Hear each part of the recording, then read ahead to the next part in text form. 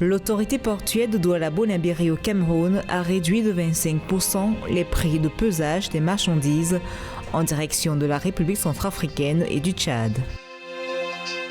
Au Kenya, les réserves de change ont considérablement chuté après que le Trésor ait payé un premier remboursement de dette d'un montant de plus de 322 millions de dollars. Le produit net bancaire de la Société tunisienne de banque a connu une hausse de 7,09%, se hissant à 298,65 millions de dinars fin juin 2021.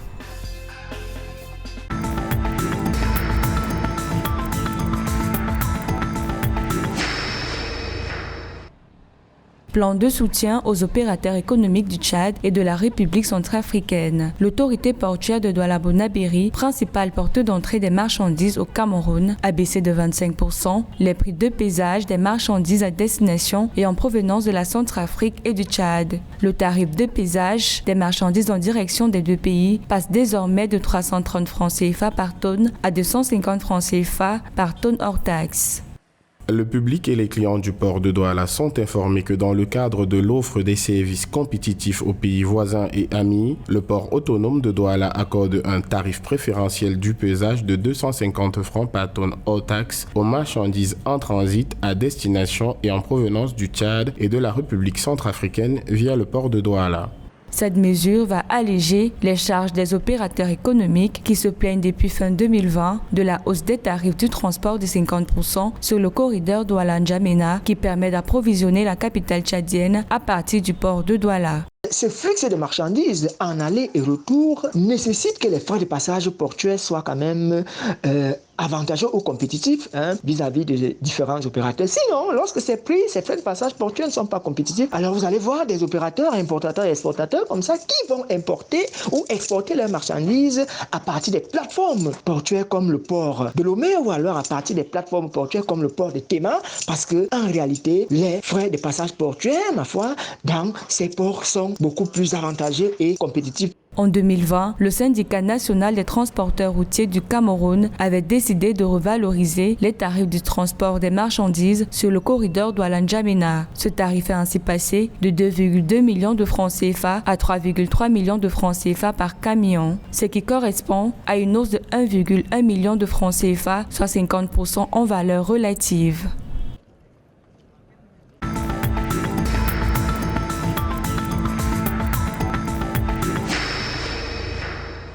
Le bulletin hebdomadaire de la Banque centrale du Kenya montre que les réserves de change du pays ont chuté de plus de 248 millions de dollars entre le 15 et le 21 juillet en raison d'une forte augmentation des coûts du service de la dette extérieure estimé à 359 millions de dollars. Les réserves officielles de change sont ainsi passées de 9 621 millions de dollars à 9 371 millions de dollars. Une grande partie du service de la dette extérieure du pays en juillet, environ 345,2 millions de dollars, est le remboursement de prêts chinois, dont un prêt auprès de la Banque d'import-export Exim de Chine pour la construction de la deuxième étape du chemin de fer à voie standard.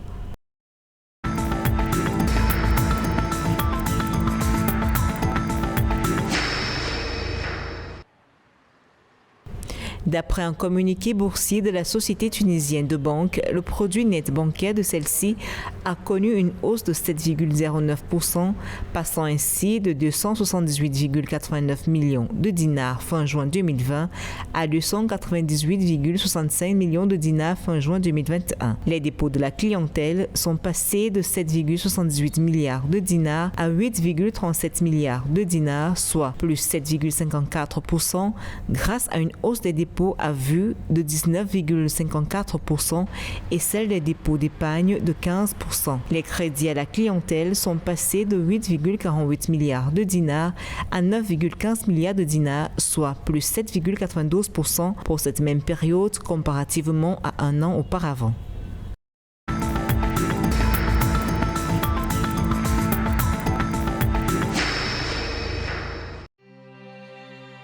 1,5 milliard de billets, c'est le montant de l'économie réalisée grâce à l'amélioration de la logistique en Éthiopie, selon Dagmawit Moges, ministre des Transports. Un Conseil national de la logistique a en effet été créé au début de l'année budgétaire pour relever les défis du secteur. Selon les autorités, les exportations coûtaient au pays une énorme quantité de devises étrangères car elles étaient scellées dans des conteneurs dans des ports. Désormais, les coûts inutiles sont réduits car près de 90% du scellement des marchandises est effectué dans le pays. Par ailleurs, le ministre a indiqué que des travaux sont en cours pour rénover la route de 100 km d'Iguildagour qui fait partie de la route Djibouti-Galafi.